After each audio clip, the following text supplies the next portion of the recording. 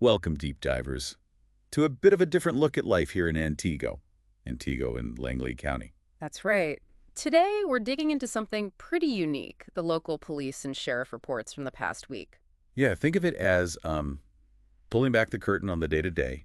Our mission, to Hmm. find the quirks, the curiosities, maybe some of the drama, basically the stuff that makes this place tick. It's like that local coffee shop gossip session, but, straight from the blotter. No names, of course, just the stories. Exactly. We want to highlight the wild, the weird, maybe the classic small-town moments that you only really see in these kinds of reports. And it's fascinating, really. These logs, they seem mundane sometimes, but piece them together, and you get this incredible snapshot of community life, the rhythm, the unexpected beats. It really tells a story.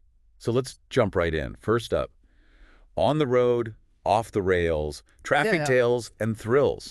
Traffic. Always a big part of the reports. It really is. Just the sheer volume of routine sauce is something. Verbal warnings, for speeding, maybe a broken taillight, expired tags. Yeah, you see those familiar spots pop up again and again, 4th Avenue and Superior Street, as Superior and Forest Road, Field Street and 7th. It feels like a daily dance out there for the officers. It really is. And those routine stops, they might seem small, but they're kind of the backbone of keeping things safe on the roads. Right. That constant vigilance. Exactly. It's about addressing the small things to hopefully prevent bigger issues down the line. It connects to that bigger picture of community safety. But it's not all routine, is it? Sometimes things get dramatic. Yeah. Like that incident on 5th Avenue in Superior. Pickup runs a light, hits a bicyclist. Oh, I saw that one. Thankfully, no serious injuries reported. Right, thankfully. But the truck just kept going south, and the report noted it had a big dog inside. Maybe a German Shepherd. Wow. That's quite the detail for a getaway. Isn't it? And then there was the Kitwick trip over on 455 State Road 64. Talk about chaotic. Oh, yeah. What happened there? Driver apparently ripped off a gas pump nozzle. Ripped it off? Yeah, then hit another car and sped off eastbound on Highway 64. Good grief. Did they find the car? They did locate it later, yeah. But still, pretty wild stuff. That really shows the spectrum of behavior, doesn't it? From minor mistakes to that. Definitely. And more hit and runs, too. One at Family Dollar on Superior to Kitchell. The suspect allegedly assaulted someone first, then took off towards Castle Park. Okay, so that escalated beyond just a traffic incident. Seems like it. And they even found a vehicle parked over at Saratoga Park that was apparently involved in a hit and run from the night before. Just left there, huh? Then you get the reckless driving calls. An anonymous report about a white Jeep on US 45 and Old Elko Road, almost running someone off the road. Scary stuff. You hear those calls sometimes. And a silver Dodge Charger, too, reported driving fast, passing in a no-passing zone on US 45 and State Road 47. Plus another one on 64 near North Langlade Road, passing a construction vehicle painting lines in a double yellow zone. Some people just seem to be in such a hurry. Consequences aside, it really makes you wonder what pushes people to take those kinds of risks on the road. Good question. It covers everything from tiny infractions to really serious, dangerous behavior. It certainly keeps law enforcement busy dealing with that whole range. And sometimes it's not even bad driving, just bizarre vehicle trouble, like Right. the gas tank that just fell out of a truck on State Road 52 near County B. It just fell out. That's what the report said. Can you imagine seeing that? Not really. Okay, what else? A truck with a trailer broke down, pulled off onto a logging trail off State Road 64 near Rorig Road. Makes sense. Get out of the way. And then an oversized load got stuck on the corner of Neve Road and Century Avenue. Blocked both lanes, needed an officer to help get things moving again. The joys of rural transport. You never know what might cause the next backup. Exactly. Okay, let's shift gears. How about critters, cacophony, and curious calls? The animal kingdom always makes an appearance. Oh, absolutely. Especially around here. What stood out this week? Well, some fairly routine stuff, like a check on a dog in a trailer at Menards on Jerome Street. It was vented, owners confirmed it was okay. Good. Always worth checking, though. For sure. But then the sadder calls. A cat hit by a car on Aurora Street. It's still alive, thankfully. Hard WS came out to help, got it to a vet. Oh, good. Props to HOD WS and the officers involved there. Yeah, and an injured kitten near Walmart on 64. Someone had already moved it off the road, which was kind. It's interesting, isn't it, how often officers end up dealing with animal welfare. It's not just crime fighting. Totally. It shows that wider community support role they play. And it highlights that intersection of wildlife, pets, and just, well, human activity in a place like Langlade County. We also had loose dogs reported Oh, Virginia Street near 6th Avenue, and one out on County Road X that was apparently charging a neighbor. yikes. That could be dicey. And lost dogs, too. A yellow lab on Claremont Street, good news, it was found later. Huh. And a golden hound hunting dog with a tracking collar out on Fraley Road. Hope that one found its way home, too. Me too. And then, of course, the deer. So many car versus deer incidents. County Road CC, State Road 47, pretty much all over. It's that time of year, a constant reminder to be vigilant. Yeah, and sadly, an owl was hit too, out on State Road 64 near Ackley Road. Ah, shame. Okay, so from critters to cacophony. Noise complaints. Yep, always a few of those painting a picture of neighborhood life. Loud music on Lincoln Street. Someone reported a month-old baby lived nearby, so officers advised them to turn it down. Reasonable request? Then, also on Lincoln Street, a complaint about loud upstairs neighbors. Turned out it was just kids running around. Huh. A tale as old as time. Pretty much. And a mystery barking dog somewhere near 10th Avenue and Watson Street. Officers looked, but couldn't find it. The phantom barker. Right. But this one takes the cake for noise. A call at 1:34 a.m. about an electric saw cutting concrete near Antigo Middle School on 7th Avenue. 1:30 a.m. What on earth? Turns out it was legit. City workers doing necessary expansion joint cutting on the street. Well, I guess it had to be done sometime, but wow, talk about a wake-up call for the neighbors. No kidding. And then there was a voicemail about daily loud music and banging apparently coming from ACE employees. An ongoing thing, maybe? It does raise that classic small-town question, doesn't it? Where's the line between normal community sounds and actual nuisance? It's a tricky balance. People living close together, different schedules, different activities. Exactly. It requires a bit of tolerance, but sometimes intervention is needed too. Speaking of needing intervention, or maybe just clarification, there was a weird gun call on Superior Street. Oh. Yeah, reported as shooting, but it turned out to be an airsoft gun. Small kids were nearby, though, so still concerning. Ah, okay. So replica firearm, not the real thing. Good clarification. Misunderstandings like that can cause panic. For sure. And another similar one, anonymous report of someone shooting a pellet pistol into trees, killing a bird, but Yeah. later determined, again, to be airsoft and all clear. Interesting how the situations resolve. Okay, where do we go next? Let's dive into Antigo antics and Langlade lore, the quirks and mysteries. This is where the local character really shines through, starting with lockouts. Ah, yes. The constant companion of the police blotter. So many. Black Chevy Impala on Morse Street, blue Silverado at Quick Trip, gray Chevy Colorado over at Waukesha Bearings.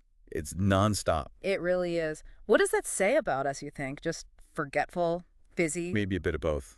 Lots of juggling groceries and kids and keys, perhaps. It's such a relatable problem, though. A simple mistake, and suddenly you need help.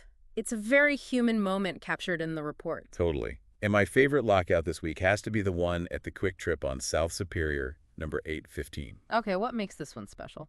The officer arrives, gets the wedge tool just placed in the door, and the person who called for help tells him to stop.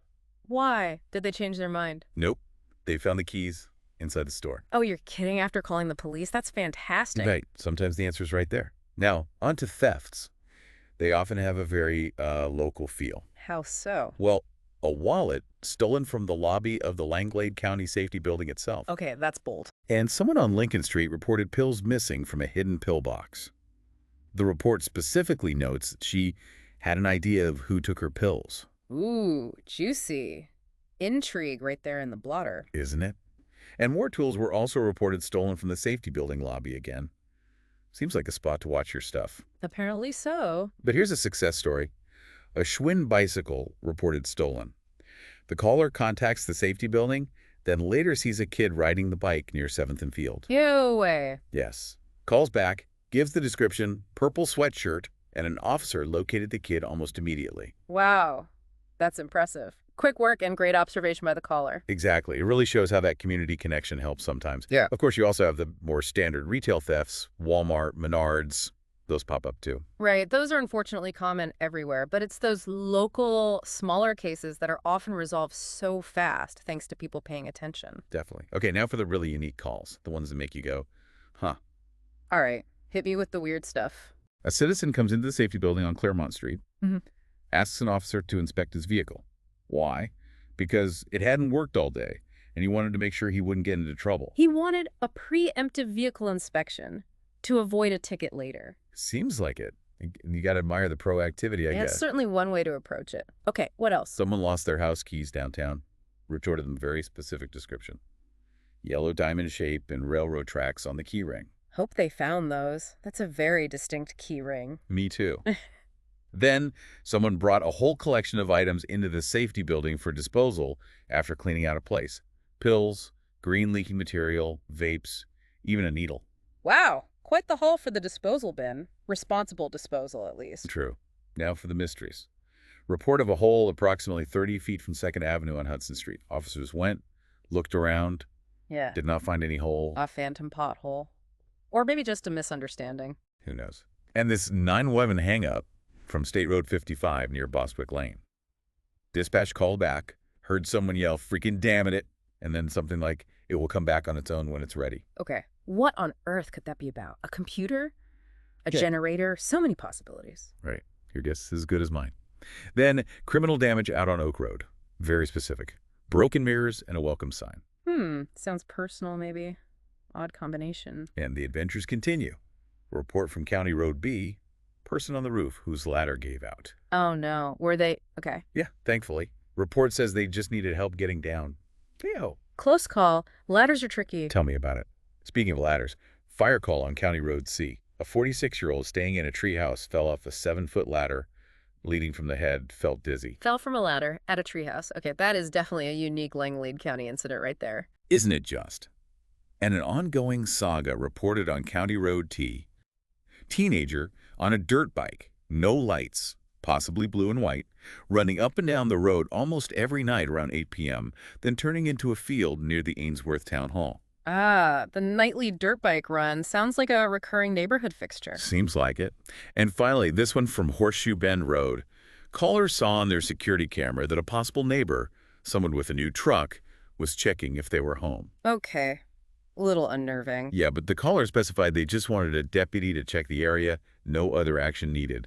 Just noting it. Interesting. So all these quirky calls, what do they really tell us? I think they paint a picture of the unique character here, right? The daily challenges, the funny misunderstandings, the unexpected hazards like falling out of a treehouse. Exactly. It's that blend of the mundane and the truly bizarre that makes small-town life so distinct. And it shows how interconnected people are, noticing things about their neighbors. Well said. Okay, let's move to our final segment, which is a bit more serious. Serious side of small town, welfare and worries. Right, because amidst the quirks, there are real challenges and concerns reflected in these reports, too. Definitely. Welfare checks, for instance. They appear frequently.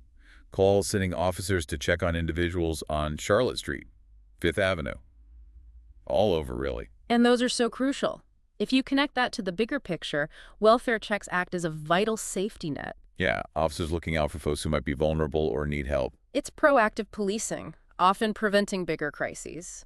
It really shows the compassionate side of the job and how much communities rely on that watchfulness. And then there are harassment complaints that popped up a few times this week. Unfortunately common, even in smaller communities. Yeah, someone on Lincoln Street reported a threatening Facebook message advised to block the sender.